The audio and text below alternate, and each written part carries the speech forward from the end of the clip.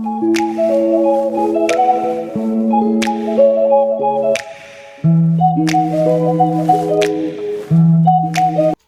वालेकुम दोस्तों, my name is Ali Ahmed Abbasi and welcome to my YouTube channel global entertaining. तो दोस्तों, मैं हाजिर हूँ हमेशा की तरह एक नई वीडियो के साथ। तो आज की वीडियो एक बार फिर टूवर्ड्स इंटरनेटी वालों की चैनल से मैंने ली है। बहुत अच्छी वीडियो बनाते हैं, अगर आप चाहें तो मैं इनका लिंक आपको डिस्क्रिप्शन में दे दूँगा, आप खुद भी जाके इनका चैनल विजिट कर सकते हैं। लेकिन चलते हैं अपनी वीडियो की तरफ। अभी कुछ दिन पहले इंटरनेटी वालों ने अपने चैनल पर एक वीडियो अपलोड की जिसमें वो एक शख्स का इंटरव्यू ले रहे थे और पूछ रहे थे कि उसने इस्लाम को कैसे कबूल किया। और इस सब के बाद उस शख्स ने अपने इंटरव्यू में ये भी बताया कि इसराइल के अंदर बच्चों की वो कैसे तरबियत करते हैं। ये सब कुछ जानेंगे आप आज की इस वीडियो में, लेकिन उसके लिए ज़रूरी है कि आप वीडियो को स्किप ना कीजिएगा, वीडियो को आखिर तक देखिएगा। और अगर आप मेरे चैनल पर नहीं हैं तो मेरे चैनल को सब्सक्राइब कर लीजिएगा। तो चलिए चल के देखते हैं आज की वीडियो और मैं मिलता हूँ आपसे वीडियो के आखिर में। क्या वो इसराइल में बच्चों को इस्लाम मुखालिफ तालीम देते हैं? क्या यहूदी दीगर लोगों को दूसरे दर्जे का इंसान समझते हैं? रॉकेट पर रॉकेट फायर हुए, थोड़ी देर बाद हमला रुक गया, लोग अपनी पनाहगाहों से निकले और सब घरों की तरफ भागे। आप यकीन नहीं करेंगे कि वो कैसे भाग रहे थे, जैसे अल्लाह ने सूर फूंक दिया हो। तुम कत्ल ना करना, ये तमाम यहूदियों के लिए हुक्म है। तुम अपने हम मजहब को कत्ल ना करना, लेकिन तुम मुसलमान को मार सकते हो, उनके खून पर तुम्हारा हक है। इस तरह वो लोगों के लाशऊर में अपनी सोच नक्श करते हैं। क्या आपको इस्लाम कबूल करने से पहले कोई शकूक थे? इस्लाम कबूल करने से पहले मेरे जहन में कोई मजहब नहीं था। मैं एक और तरीके से बताता हूँ, ये थोड़ा मज़ाक़ खेज बात हो सकती है, लेकिन मैं जब भी अपने घर से निकलता तो कहता, इन नंबरों को गिनो। मैंने एक रस्म बना ली थी, 7 नंबर दबाएं। मुख्तलिफ रस्मात मैंने दूसरे खुदा अपना लिए थे। इंसान को फितरी तौर पर एक खुदा या सरपरस्त की जरूरत होती है। चूँकि मुझे मालूम नहीं था कि इस्लाम क्या है, मैं किसी तरह खुद को बचाना चाहता था। किसी ने आयतुल कुर्सी की तिलावत की और मैंने आयात की तादाद गिनी। वक्त के साथ साथ मुझे कुछ ऐसा याद आता है। मेरी याददाश्त बहुत मुबहिम है। मुझे मजहब में ज्यादा दिलचस्पी नहीं थी। मेरा मतलब है, मैं कॉलेज में था, 20 या 21 साल का था। हम अपने वालिद की गाड़ी में घर जा रहे थे। उस वक्त हम आज़रबाईजान में थे। रेडियो पर एक आदमी था, खुमैनी नाम का इमाम। वो किसी बारे में बात कर रहा था। मैंने पूछा, डैड क्या ये नबी है? मेरे वालिद ने हंसते हुए कहा, कैसा नबी? ये उसका साया भी नहीं हो सकता, ये नबी नहीं है, ये इमाम वगैरह है। तब मैंने सोचा, नबी क्या होता है? कोई नबी कैसे बन सकता है? मैंने इससे आगे नहीं सोचा और जवाब तलाश नहीं किया। मेरा मतलब है कि मैं भूल गया, लेकिन फिर भी मैं इस बात को मुकम्मल तौर पर कभी नहीं भूला। जब मैंने सवाल दोबारा पूछा तब मैं 26 साल का था। मैं उसी जगह पर था। मेरी जिंदगी में मजहब से मुतल्लिक कुछ नहीं था, ना यहूदियत ना ईसाइयत। मैं कहूंगा मैं यहूदी हूँ अगर ये मेरे लिए अच्छा है। मैं कहूंगा अल्हम्दुलिल्लाह मैं मुसलमान हूँ, लेकिन मुझे अल्हम्दुलिल्लाह मैं मुसलमान हूँ के अलावा इस्लाम के बारे में कोई इल्म नहीं था। जब आप कलमा शहादत पढ़ने के बाद मुसलमान हुए तो आपको कैसा महसूस हुआ? मैं जज्बात से भरपूर था।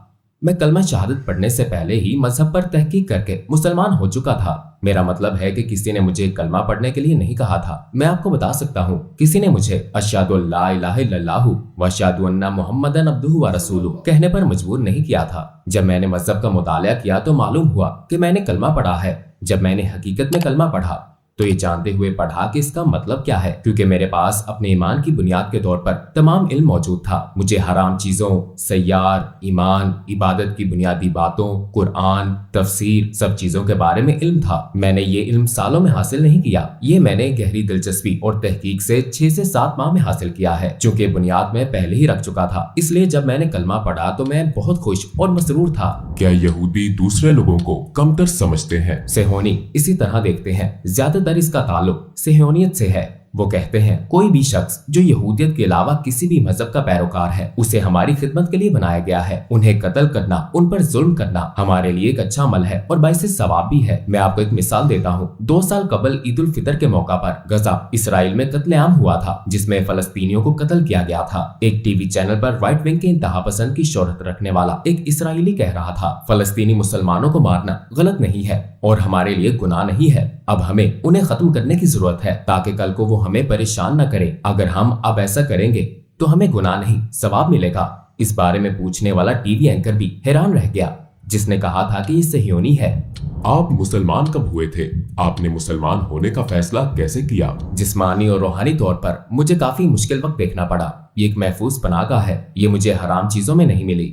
حرام نے मुझे कुछ नहीं दिया। मेरी महफूज पनाहगाह एक ऐसी चीज है जिसने मेरी रूह को मुतमईन किया, जिसने मुझे मुकम्मल तौर पर मुतमईन किया। वो चीज इस्लाम थी। एक वक्त ऐसा था जब मैं आजमाइश से गुजर रहा था और ये आजमाइश सही नहीं जा रही थी। मैंने खुद से कहा, मैं हर रोज गाने और बहुत सी दूसरी चीजें सुनता हूँ, तो एक बार इस तुर्क इस्लामी आलिम को सुन लेता हूँ और देखता हूँ कि वो क्या कहता है। तो इस तरह मेरा इस्लाम से तारुफ हुआ। नबी कैसे थे, मैंने सैयार के बारे में, रसूल सल्लल्लाहु अलैहि वसल्लम की जिंदगी के बारे में ये टॉक शो सुनकर इस्लाम सीखा। इस तरह मैंने अपने मजहब के बारे में सीखा, यहाँ तक कि मेरे दोस्त कहते हैं और मैं इसकी तस्दीक करता हूँ, मैंने YouTube से मोटरसाइकिल पर हेडसेट लगाकर अपना मजहब सीखा। मैं आपको ये बता सकता हूँ क्योंकि मेरे पास यही फारिग वक्त होता था। मुझे किताबें पढ़ने की आदत नहीं थी। सबसे पहले मैंने इस बारे में बातें सुनी कि हमारे नबी सल्लल्लाहु अलैहि वसल्लम कौन है और सहाबा कौन थे। मैंने 1.5 माह बाद नमाज पढ़ना शुरू की और बाद में 2 माह बाद मैंने दिन में 5 वक्त नमाज पढ़ना शुरू कर दी। 1 साल बाद मैंने रोजा रखना शुरू कर दिया। मैं समझ गया था कि रोजा क्या होता है। मैंने रोजमर्रा जिंदगी में हर घंटे में आहिस्ता आहिस्ता और सब्र से अपनी सीखी हुई हर चीज पर अमल करना शुरू कर दिया। इस तरह मैंने इस्लाम को पाया। जब से मैं मुसलमान हुआ हूँ मैं बहुत खुश, निडर और मजबूत महसूस करता हूँ। मुझ में एक एनर्जी आ गई है जो ये फराहम करता है। क्या वो इसराइल में बच्चों को इस्लाम मुखालिफ तालीम देते हैं? इसराइल में सबसे संजीदा टीचर टीवी है। मेरा मतलब है टीवी। मैं कोई इसराइली टीवी चैनल नहीं देख सकता क्योंकि अगर देखूं तो मैं गुस्से से अपने दांत पीस डालूंगा। इतने झूठ और बहतान मैंने किसी और चैनल को इस अंदाज में इतनी मुबालगा राय करते नहीं देखा क्योंकि वो आपके लाशूर की तरबियत पर बहुत ज्यादा सरमायाकारी करते हैं। फलस्तीनी दहशतगर्द, कोई जुमला फलस्तीन और दहशतगर्दों की जिक्र से खाली नहीं है। जालिम तुर्किया, जालिम तुर्क। हालिया बरसों में तुर्किया के अलावा कोई भी इसराइल और उसके जुल्म के खिलाफ खड़ा नहीं हुआ, तो वो टीवी चैनल्स पर तुर्किया और इससे मुतल्लिक हर चीज को इस तरीके से पेश करते हैं। आपको लगता है कि जो भी बात करता है वो जेल जाता है या जो कोई बात करता है उसे गोली मार दी जाती है। वो इन ख्यालात को लोगों के लाशऊर में बिठाने की कोशिश करते हैं और यही कुछ इस्लाम के साथ भी। वो इस्लाम दुश्मनी को परवान चढ़ाते हैं। जब एक फलस्तीनी मुजाहिद अपने ही मुल्क के लिए लड़ता है तो वो दहशतगर्द बन जाता है, लेकिन अगर आप किसी बच्चे को गोली मारकर कत्ल करते हैं तो ये सहयोनियत है, आपने अपना मुल्क बचाया। वो लोगों के जहनों में ये ख्यालात डालते हैं। मीडिया के मैदान में मुसलमानों और खास तौर पर फलस्तीनी मुसलमानों के खिलाफ जंग जारी है। तौरात में 10 अहकामात हैं।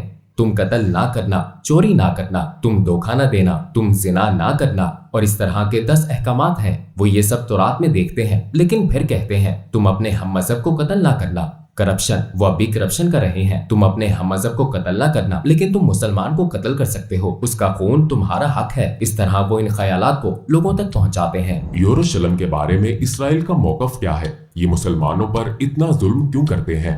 यरूशलेम इसराइल का सबसे अहम मसला है। ये सहयोनियत की अव्वलीन ख्वाहिश और ख्वाब है। दीवार करिया का मतलब है यरूशलेम, इसीलिए उन्होंने इसे ये नाम दिया है।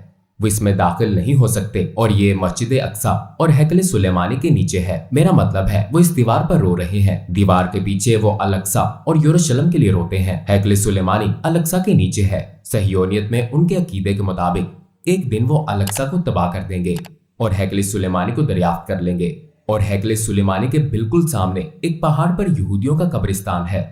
यहूदी लोग इसी कब्रिस्तान से दोबारा जिंदा होंगे और हैकल सुलेमानी पहुंचेंगे और यहाँ जमीन पर जन्नत में रहेंगे और सहयोनियत दुनिया पर हुक्मरानी करेगी। ये उनका ख्वाब और उनकी ख्वाहिश है और उसे पूरा करने के लिए यरूशलेम अहम है। जब वो यरूशलेम पर हमला करते हैं, जो वो हर रोज करते हैं, अल अक्सा यरूशलेम मुकम्मल तौर पर इंशाअल्लाह ऐसा कभी नहीं होगा। अगर वो अल अक्सा को गिरा देते हैं तो इस बात की निशानी होगी कि वो दुनिया पर हुकूमत करते हैं और वो हैकल सुलेमानी भी बनाएंगे। इसीलिए यरूशलेम उनके लिए वाकई अहम है। यरूशलेम वो जगह है जहाँ से उनकी फतह शुरू होगी। मैं जानता हूँ कि आपको इसराइल में इस्लाम पर अमल करने में मुश्किलात का सामना करना पड़ा, फिर आप तुर्किया चले गए। आपने तुर्किया में कैसे एडजस्ट किया? क्या आप यहाँ बतौर मुसलमान रहने में आसानी महसूस करते हैं? जब मैं कहता हूँ कि मैंने अपना मजहब YouTube से सीखा है तो मेरा मतलब होता है उन स्कॉलर से जो YouTube पर मेरे लिए काबिल भरोसा है, मोतबर जराए से। जब मुझे असर अल सादा, आयशा रजी अल्लाह अन्हा, खतीजा रजी अल्लाह अन्हा और दीगर सहाबा रजी अल्लाह अन्हुम के बारे में मालूम हुआ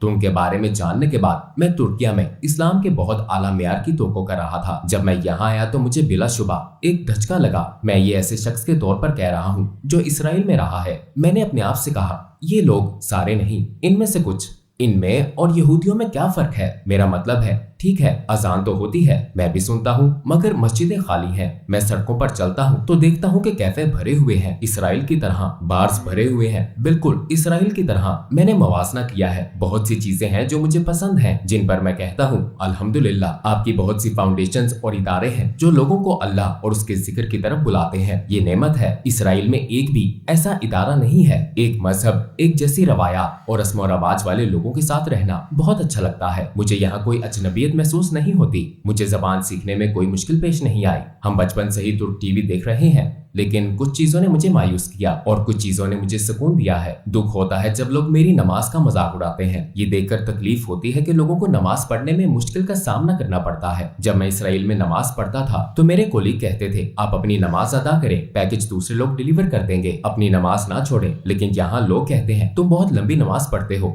बहुत हो गया। और लोग कहते हैं, मैं मुसलमान हूँ, लेकिन मसाजिद को बंद करते हैं, इन इदारों को बंद करते हैं, इन मदारिस को बंद करते हैं। तुम कौन हो? मैं मुसलमान हूँ। यहूदी भी ऐसी बातें नहीं करते, वो कैसे कर सकते हैं? मेरी समझ से बाहर है, इसलिए मुझे धचका लगा था। खत्म करने से पहले क्या आप मजीद कुछ कहना चाहते हैं? मैं ये कहना चाहता हूँ कि अगर हमने कुरान और सुन्नत को ना थामा तो हम झूठी किताबों के पीछे लग जाएंगे, हम सच्चे रास्ते से भटक जाएंगे। अगर हमें सच्चा रास्ता मिल गया तो इंशाअल्लाह हम निजात पा लेंगे। टूवर्ड्स इटर्निटी में आपके आने से हमें बहुत खुशी हुई। हमें खुशी है कि आपने सवालों के जवाब सच्चाई और ईमानदारी से दिए। आपने जो कुछ हमें बताया, आपका इखलास है। हमें यहाँ टूवर्ड्स इटर्निटी में आपके साथ वीडियो शूट करके खुशी हुई है। अल्लाह आप पर करम फरमाए। जी तो नाजरीन, ये थी हमारी आज की वीडियो। उम्मीद करता हूँ आपको वीडियो अच्छी लगी होगी। अगर वीडियो अच्छी लगी तो ज़्यादा से ज़्यादा लाइक कर दीजिएगा, और अगर आप इसी तरह की वीडियोस देखना चाहते हैं तो मेरे चैनल को सब्सक्राइब कर लीजिएगा, और कमेंट बॉक्स में अपनी कीमती राय देना मत भूलिएगा। मैं मिलता हूँ आपसे अपनी अगली वीडियो में, तब तक अपना बहुत ख्याल रखिएगा। अल्लाह हाफिज़।